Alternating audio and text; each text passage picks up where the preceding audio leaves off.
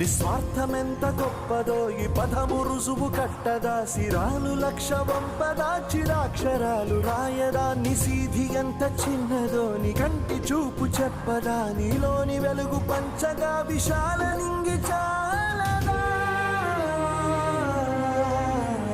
మనుష్యులందు నీ కథ మహర్షిలాగా సాగదా, మనుష్యులందు నీ కథ మహర్షిలాగా సాగదా.